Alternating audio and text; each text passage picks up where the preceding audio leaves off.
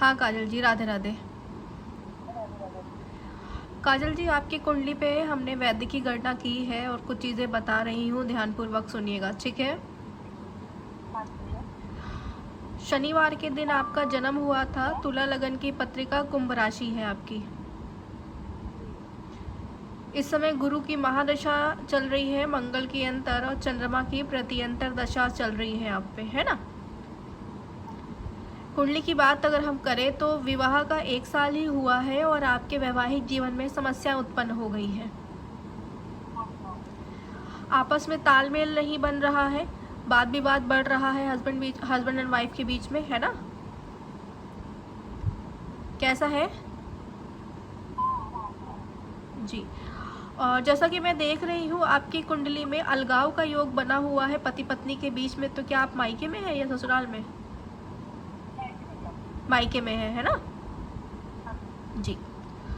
इस कुंडली की बात अगर हम करें तो मुझे एक चीज़ ये बताइएगा, आपने कभी कुंडली मिलवा के शादी किया था या बिना कुंडली मिलवाए विवाह किया था। मैडम मिलवाया था, पर मतलब ये लग रहा है कि वो जो तकलीफ हुई होगी वो छुट्टी हुई, मतलब एक्यूरेट होगी। आपने अगर कुंडली मिलवाई थी तो क्या आपने वहाँ के लोकल पंडित से मिलवाई थी। नहीं, कुंडली तो मिलवाई है और लोकल पंडित भी 3-4 पंडितों से मिलवाई थी।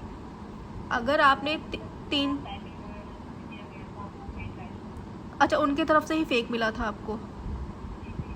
अच्छा, क्योंकि मैं जैसा देख रही हूँ आपकी कुंडली के लग्न में बुध, राहु, गुरु और सूर्य, शुक्र एक साथ बैठे हुए हैं, ठीक है। और इस कुंडली में 4 ग्रहों का एक साथ बैठना और कुंडली के सप्तम घर में केतु का बैठना अच्छा नहीं माना जाता। शनि भी आपका बहुत खराब है, शनि की तीसरी दृष्टि वैवाहिक जीवन पे पड़ रही है। क्या आपके पति बहुत ही ज़्यादा अग्रेसिव नेचर के हैं क्या। अच्छा, तो मैं इस तरह की परिस्थितियों को देख पा रही हूँ कि आपस में जो वाद विवाद चल रहे, चांडाल दोष बना रहा है और चांडाल दोष का प्रभाव पूरी तरह आपके वैवाहिक जीवन पे पड़ा है। क्यों, क्योंकि गुरु जो है वो शादी का कारक होता है और राहु एक पापी ग्रह होता है। कुंडली में 4 ग्रहों का एक साथ बैठना लग्न में अच्छा नहीं माना जाता, क्योंकि चारों ग्रहों की दृष्टि कुंडली के 7वें घर पे पड़ी रही है, ठीक है। जिसमें से एक अशुभ ग्रह है, 2 ठीक ग्रह हैं और ऊपर से देखा जाए बुध वक्री अवस्था का है, शुक्र वक्री अवस्था का है।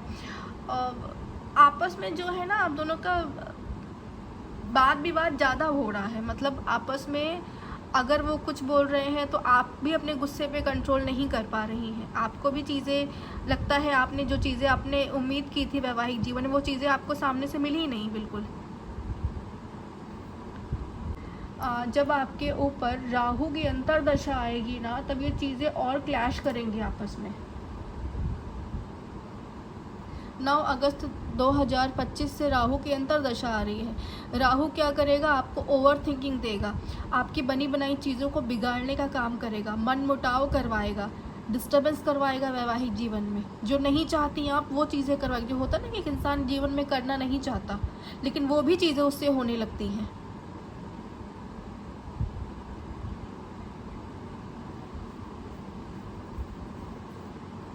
2-3 महीने से आप मायके में हैं क्या। 4 महीने हो गए।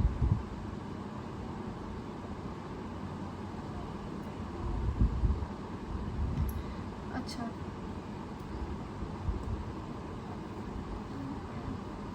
हाँ हाँ हाँ।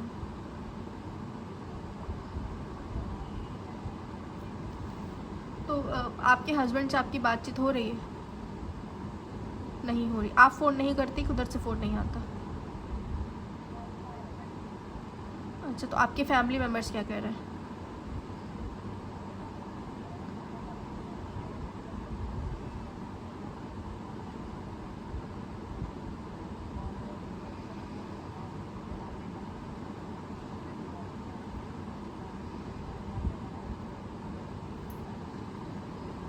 हम्म,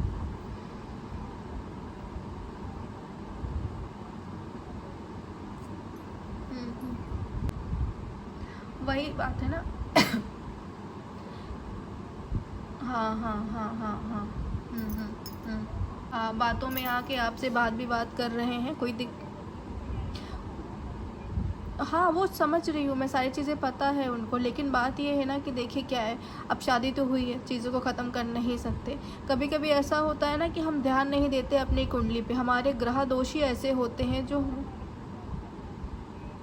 करवाया है। सुनिए मेरी बात, आपने बिल्कुल करवाया है, बात समझिएगा, लेकिन आपने कभी भी अपने ग्रहों से संबंधित, अपने कुंडली के लगे हुए दोष से संबंधित कोई पूजन कार्य नहीं करवाया है, समझ रही हैं? देखिए, कुंडली दिखाना और कुंडली पे एक अध्ययन करना दो अलग अलग चीज़ें होती हैं। हमें लगता है कि हमने किसी कुंडली में पंडित को कुंडली दिखा दी तो हमें वो सारी चीज़ें बता देगा, बट ऐसा नहीं होता। कुंडली पे जब तक आप वैद्य की गणना करके प्रॉपर समय दे के उस पर आप अध्ययन नहीं करते, तब तक आपको डीप नॉलेज नहीं हो पाती। आप समय बचाने के लिए ऊपर से देख देख के तो कोई भी आपको बता देगा, ठीक है, लेकिन जब तक आप उस पर गहन अध्ययन नहीं करेंगे तब तक आपको कुंडली की पूरी तरह से जानकारी नहीं मिल जाती। अब मैंने आपके एक एक ग्रहों को देखा, एक एक ग्रहों की पोजीशन को देखा। देखिए, किसी भी कन्या के लिए, किसी भी लड़की के लिए गुरु ग्रह जो शादी का कारक होता है वो बहुत इंपॉर्टेंट होता है, ठीक है। हाँ, गुरु, अगर आपके कुंडली में गुरु अच्छा है, गुरु ग्रह किसी भी अशुभ ग्रह से पीड़ित नहीं है या प्रभावित नहीं है, तो गुरु आपके वैवाहिक जीवन में कभी समस्या नहीं देता। लेकिन अगर गुरु ग्रह किसी अशुभ ग्रह से पीड़ित है या प्रभावित है, तो ये आपके जीवन में वैवाहिक जीवन से संबंधित परेशानियां उत्पन्न करने लगता है। या तो विवाह विलंब होगा, यानी कि देर से होगा, या तो फिर वैवाहिक जीवन में तमाम प्रकार की परेशानियों का सामना करना पड़ेगा। जैसा कि मैंने आपको शुरुआत में ही बताया कि आपकी कुंडली में अलगाव का योग बना था, तो पिछले आप 4 महीने से अपने पति से अलग हैं, और परिस्थितियाँ यहाँ भी है कि अगर आप बीमार पड़ जाए तो शायद आपके पति आपका हालचाल भी ना पूछें, ठीक है। तो ये सारी चीज़ें आप झेल रही हैं। हाँ हाँ,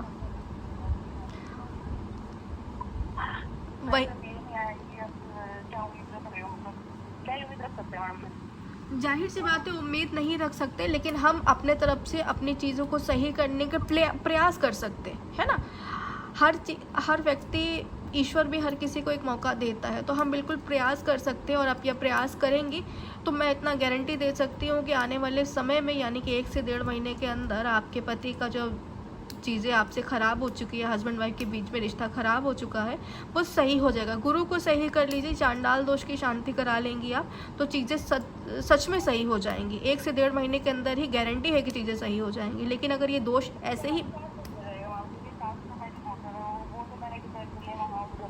मेरी बात समझिए, यहाँ पे क्या है ना, आपकी जब शादी हो चुकी है, जब आपकी शादी हो चुकी है, तो पूरा प्रभाव जो है आप पति पत्नी का है ना, आपका रिश्ता आप पति पत्नी का। अगर आपके पति आपका साथ दे देंगे तो जाहिर सी बात है आपकी सास भी आपका साथ देने लगेगी। लेकिन अगर आपके पति ही आपका साथ नहीं देंगे तो जाहिर सी बात है आपका सास आपका साथ कहाँ देंगी।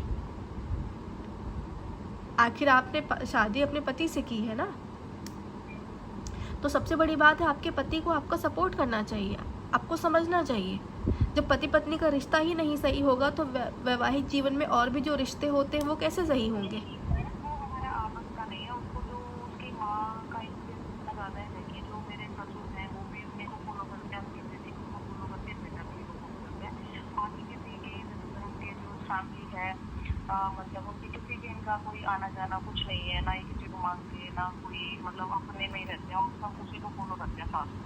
तो वैसे हस्बैंड ठीक है, बट सास ने बोल दिया वो उसके लिए मतलब प्रायोरिटी है, तो वो देख के भी आपकी पता करने वालों में से मेरे को जो कुछ सुधार की कोई रेसिपी नहीं है। जैसे सास में मैंने अपनी सारी पूरी सैलरी उनको जॉब कर रही थी, घर के काम कर रही थी, प्रेगनेंट थी, तो उनको कभी ना नहीं किया, तो वो चीज़ मतलब वो कोऑपरेटिव ले गए, मतलब ठीक है।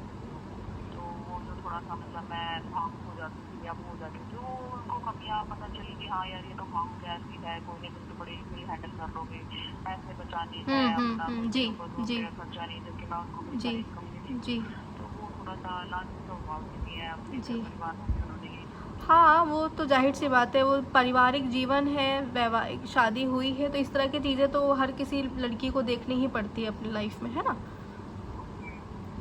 तो आप बिल्कुल चिंता, अगर कोई व्यक्ति मांगलिक नहीं है और उसका विवाह करवाया जाए, घट विवाह, जैसे कि आपने बताया कि घड़े से विवाह करवाया गया है, तो जाहिर सी बात है तो दिक्कत तो आएगी ही आएगी। मांगलिक आप है ही नहीं कुंडली में, तो क्यों आपको मांगलिक बताया गया। आपके लोकल पंडित ने आपको गलत जानकारी दी है।